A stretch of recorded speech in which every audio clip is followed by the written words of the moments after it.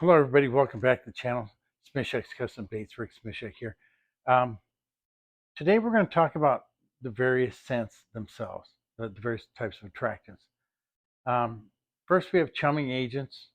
Those are not legal in most U.S. states. Then we have the attractants, and that's the stuff that um, we spray on our lures. Sometimes there's a little bottle you squirt it on there. You can squirt it into a bag of soft plastics or whatever. Um, And then there's scented baits. And usually that means soft plastics that have a scent put in with the plastisol before it's shot into the mold. Um, Scents for attracting fish go back to at least the 17th century with King Louis XIV of France. He had an apothecary that was in his employ come up with some fish scents. There's no record that they were successful or not, whether how well they worked or didn't. But I think the fact that the apothecary kept his head probably speaks for itself.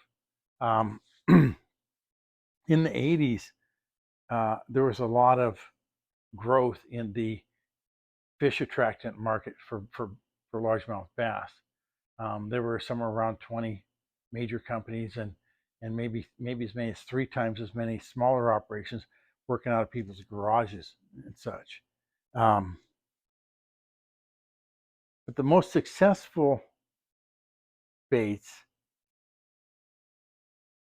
have been scented soft plastics. Okay, putting the stuff on the outside of a hard plastic lure, like a crankbait or a hard plastic jerk bait, you have to keep doing it, which is fantastic from the site from the end of the from the manufacturer's end. Absolutely fantastic. They get to sell more. But it's not very practical for the average fisherman to take a case of that stuff with you when you go fishing, or even half a case or whatever, 3 or 4 bottles, whatever it takes. Um, so that's primarily why the the soft plastics were best. Um,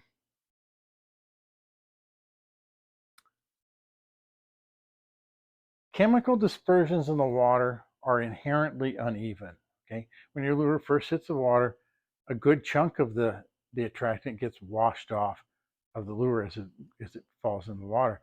Um, then, as you pull the lure towards you, the the resistance from the water and the action of the lure itself rub off even more of it. But the closer it gets to you, the less attractant is still on the lure and being released.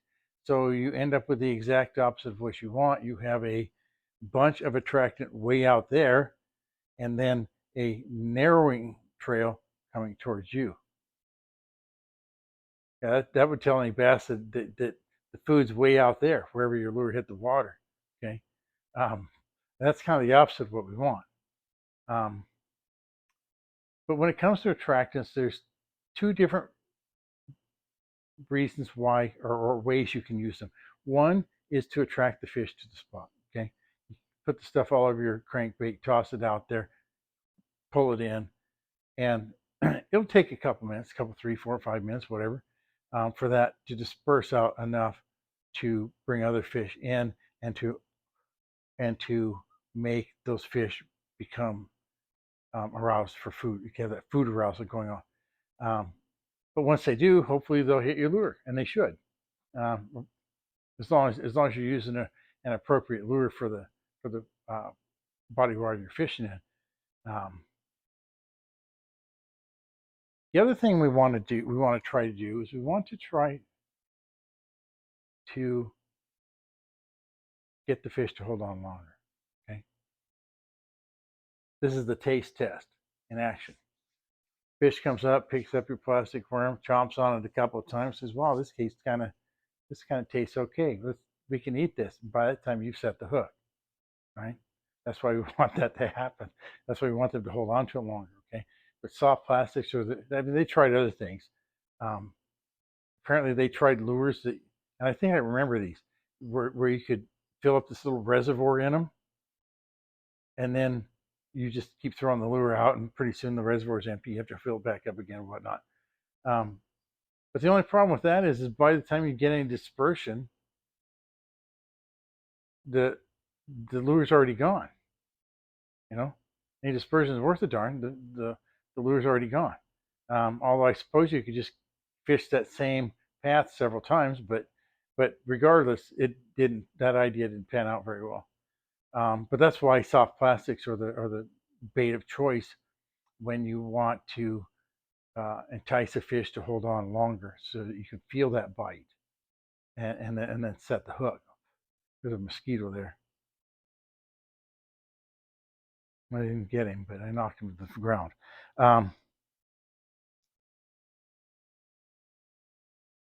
But they put the scent in the soft plastic when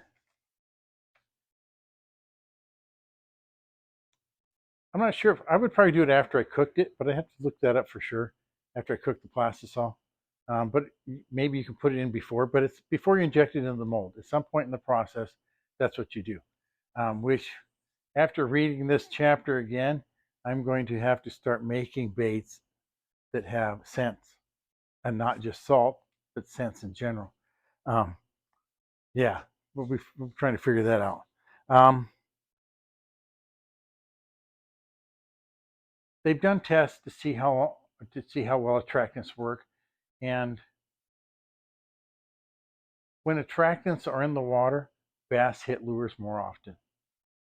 Okay, get more strikes, more chances at hooking a fish. When lures are impregnated with the scent, these same types of tests, bass hold on longer, significantly longer than they do on an unscented bait. So I may have to start not just putting scents in my soft plastics, but maybe redoing all the ones that I have now, unless they're laminates. Can't redo those, or just remelt them. That's what I was thinking, and just redo them that way. I'd have to make all new ones, but I might, I might actually be convinced to do that. And this might have actually convinced me to do it. I didn't even thought of that until just now. I mentioned DEET. I think in the last video, maybe I mentioned it earlier. No, I didn't mention this one. DEET.